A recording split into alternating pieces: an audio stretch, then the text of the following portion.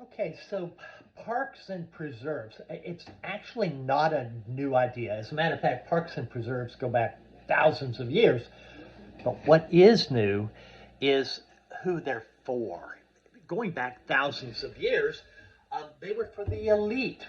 As I'm talking about this, I'm thinking of sort of during the Middle Ages and during this time of the what do we call them? The Robin Hood, right? And so these people that would go into the forest that was only there for the king, and they would hunt illegally in these kinds of places because these forests were for royalty. And if you were caught, of course, I guess they'd kill you.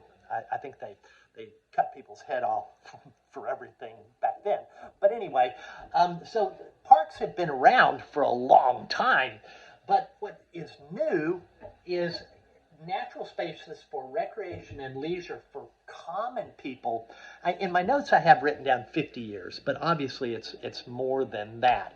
But my grandfather, when I think of my grandfather had a cabin up in the mountains in Tennessee when my mother was growing up, and that area became the Cherokee National Forest, and so he ended up losing this land when it became some public land. And this was like 75 years ago, and and before that, it had been owned by a family that sort of a mountain family living out there in the woods, and my grandfather and a few partners rented some land, and they had a little cabin on it, and my mom used to talk about going up there. And that's within the last 75 years or so. Now, when we talk about these parks and reserves for regular people, we can see that there's about 14% of the surface of the earth is protected as a park. Now, in some cases, there are paved places where these parks are on paper only. And what does that mean when I say they're on paper only? What I mean is they're marked down on a map, but if you go out into that area, there's no sign that it's a park. There's no protection, there's no signs, there's nothing saying this is a park. They just have it marked on a map as preserved land.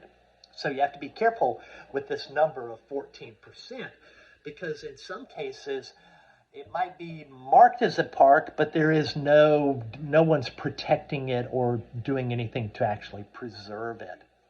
Now, in other cases, they're in the Middle East or in Greenland, there are some enormous parks that are desert, just sand, or ice sheets, and they're not.